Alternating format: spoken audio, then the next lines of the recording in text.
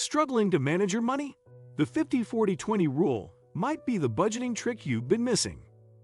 In this video, we're breaking down the 50-40-20 rule, what it is, how it works, and why it's one of the easiest ways to take control of your finances. Before we get started, make sure to like, subscribe, and hit the notification bell so you never miss simple money tips that actually make sense. Let's jump in. What is the 50-40-20 rule? The 50-40-20 rule is a percentage-based budgeting method that divides your after-tax income into three main categories. 50% goes to needs, 30% to wants, and 20% to savings and debt repayment. This framework was popularized by Senator Elizabeth Warren in her book All You're Worth and has become a cornerstone of personal finance advice because of its simplicity and flexibility. The beauty of this rule lies in its straightforward approach. Instead of tracking dozens of expense categories, you only need to focus on three main buckets. This makes it incredibly accessible for people who find traditional budgeting overwhelming or too time-consuming. The percentages provide clear guidelines while still allowing flexibility within each category. What makes this rule particularly effective is that it's based on after-tax income, which means you're working with the money you actually have available to spend. This prevents the common mistake of budgeting the gross income and then wondering where all the money went after taxes and deductions. The 50% category, essential needs. The largest portion of your budget, 50%, should cover your essential needs. These are expenses you absolutely cannot avoid and include housing costs like rent or mortgage payments, utilities, groceries, transportation, insurance premiums, and minimum debt payments. The key word here is essential. These are things you need to survive and maintain your basic standard of living. Housing typically represents the largest expense within this category. Financial experts generally recommend that housing costs should not exceed 30% of your total income, but within the 50-40-20 framework, your housing costs, combined with all other needs, should stay within that 50% limit. This might require making tough decisions about where you live or how much space you need. Transportation costs include car payments, fuel, maintenance, insurance, and public transportation expenses. If you're spending too much on transportation, consider whether you need that expensive car payment or if there are more cost-effective ways to get around.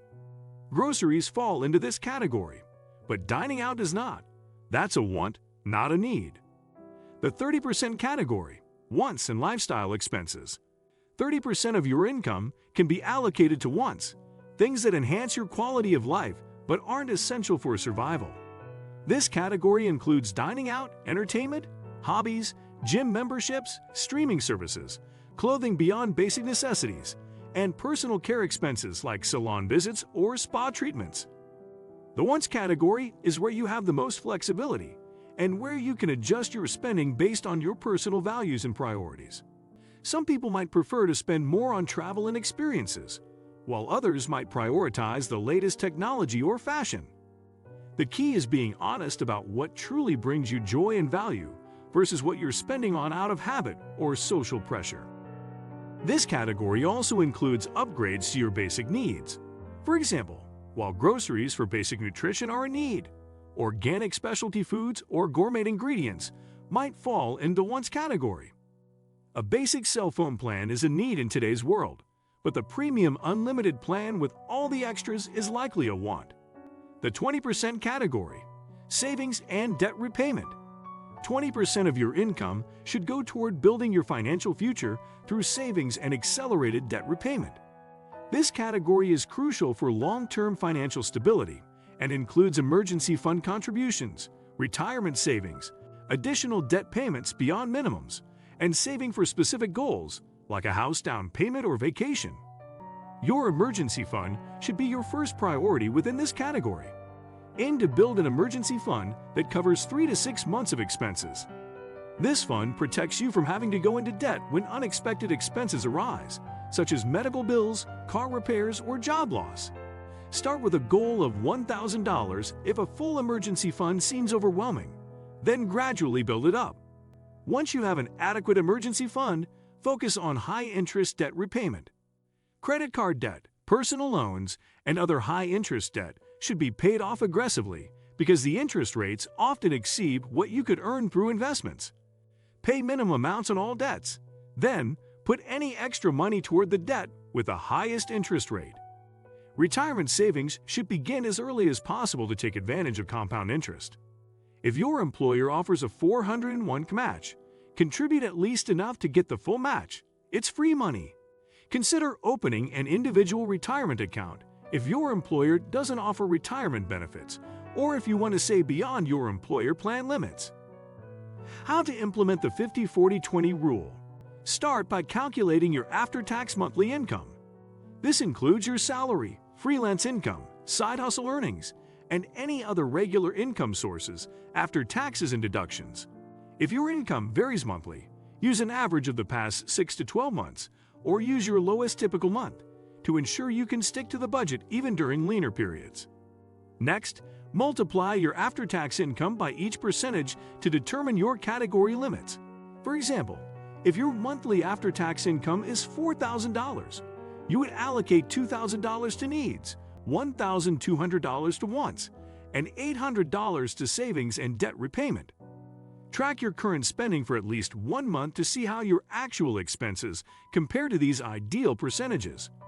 Many people discover they're spending too much on wants or not saving enough. Don't be discouraged if your current spending doesn't align perfectly. This exercise shows you where adjustments are needed. Common challenges and solutions.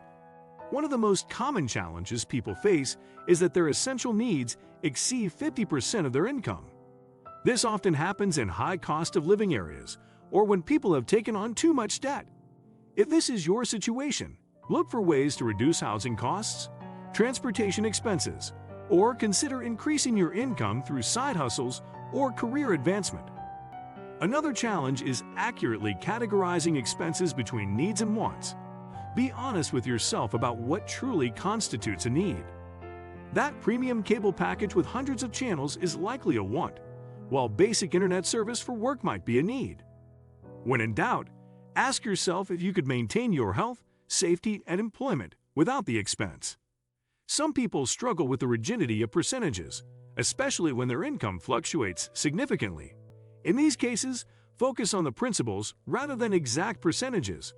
Prioritize needs first, limit discretionary spending, and save whatever you can, even if it's less than 20% some months. And that's the 50-40-20 rule, a simple, powerful way to organize your money without overthinking it. Have you tried this method, or are you planning to? Let us know in the comments. We'd love to hear your take. If this helped, give it a thumbs up and don't forget to subscribe and hit the bell for more easy budgeting and finance tips. See you in the next one.